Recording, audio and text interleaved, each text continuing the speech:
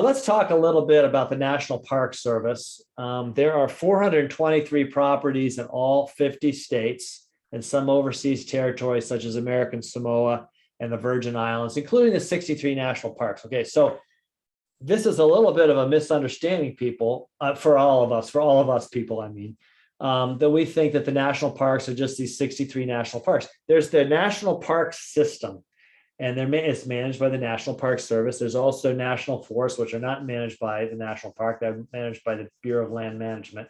And sometimes those are butt each other. So for example, they do that here just about where I live in the Shenandoah Valley. There are national forests. There's the George Washington National Forest. And then there, just a few miles away, is the Shenandoah National Park. And that's where Skyline Drive is. And they're just a few miles away, but totally different management.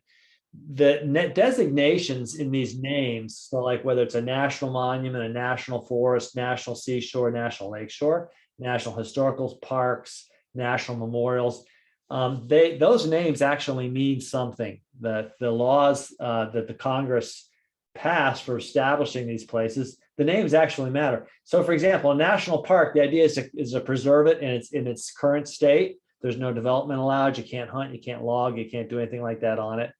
So they're all just that. It's a little bit different in terms of their use, what they allow to happen on them. So that's just an important thing to know.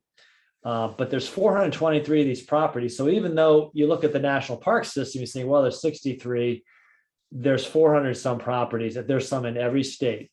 And if you look at the National Park Service site, like we will today, you'll get an idea of that. 15 of those 63 national parks are in the Southwest. That's a region that I'm going to talk about. They're great places for driving and especially for hiking. Best seasons are April to October, but also winter. The farther south you go, the winter is really good. There it is, the lifetime pass for seniors. Take advantage of it. You only need to be age 62 to get it. And again, it's for the rest of your life. I know that it used to be $10 and people complained when they bumped it up to 80. It's still a bargain at 80 because the America the Beautiful annual pass, like if you want to go visit all the parks, that itself is $80. So to get the lifetime senior pass for 80, like you get every year over and over again, it pays off. Okay, let's talk about some of these national parks. There's Big Bend down in Texas, and let me pull up the National Park Service site, and we can look at some of these on a map. Okay, let's go here. Whoops, what happened here? National Park sites. Park. Not parks. Okay, national parks. All right, there it is. So you pull up a map and you can search by the map. So we're looking at the Southwest here. Okay, so let's just click on this. Let's see. Let's say Big Bend. That's in Texas. Okay, so you can look at the map of Texas right here. There's Big Bend National Park right down there. Okay. And this National Park Service map and site map is really good to give you an idea where these places are. Okay, so Balance Rock has that thing in it. Isn't that cool? The Big Bend has a Balance Rock in it. I think that's really cool. Another great park to go to is Arches. This is in, you know what? I always have to look at the map because there are arches that are not inside a park. I believe Arches is right Utah. Here in Utah. Let's zoom in a little bit. Right there. There's Arches National Park, because there's arches in other places out here, so that there's only one Arches National Park. So that's in Utah. Now that's quite a distance from the one in Texas. Then there is Great Sand Dunes National Park. All right, and let's look at where that one is. Great Sand Dunes is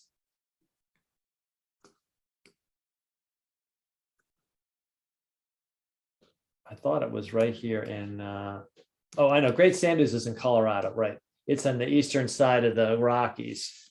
That's, Nancy, have you been there? No. Oh, it's on the, yeah, it's down near Colorado, a little further than Colorado Springs, I think. And I was in northern Colorado and haven't been able to get down there yet. Okay, okay, yeah, there's Colorado Springs right there, which is kind of where you, the gateway to places like Pikes Peak and that kind of thing. So it's farther south. All right. Then we've got Capitol Reef. See, these are some of the ones that are less heard of.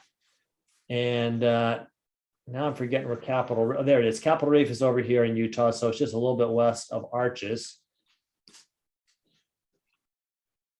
That's ups. Capitol Reef's got these great things, which have a name. Somebody remind me what these things are called. They have a name. Whoop, we went to Saguaro ahead. Are those like the things in Bryce, the hoodoos? Hoodoos, that's it. Yep, I was looking for that name. Thank you. Hoodoos. Capitol Reef has hoodoos. Capitol Reef also has this thing right there with the orange sandstone down below it. So then there's Capitol Reef with the hoodoos. Then down in Arizona is Saguaro National Park.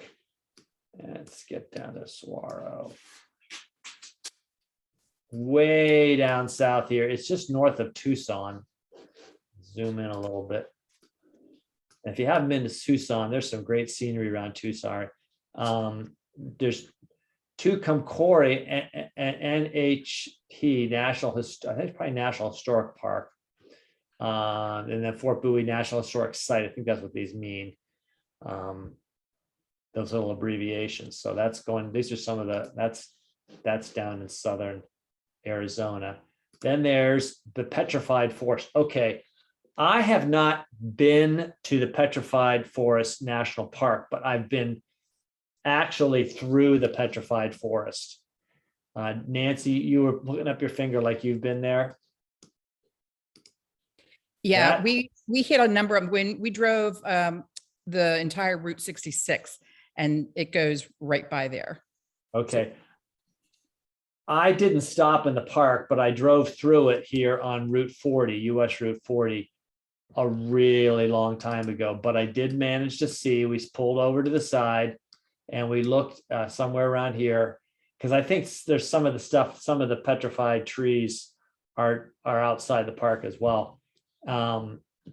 What they are is trees a long time ago absorbed moisture. If I'm not mistaken, they were once like in a swamp. And as the climate changed, those things had been preserved in a zero oxygen environment, and they eventually dried out, and the minerals inside the water hardened into stone. And so these things had the shape, I believe they even have the tree rings of a tree trunk, but they're petrified. That's what Petrified Forest National Park is. So, well, I said I haven't technically been to it. I've been through it a long time ago. We're talking 45 years that I drove from California to Indiana.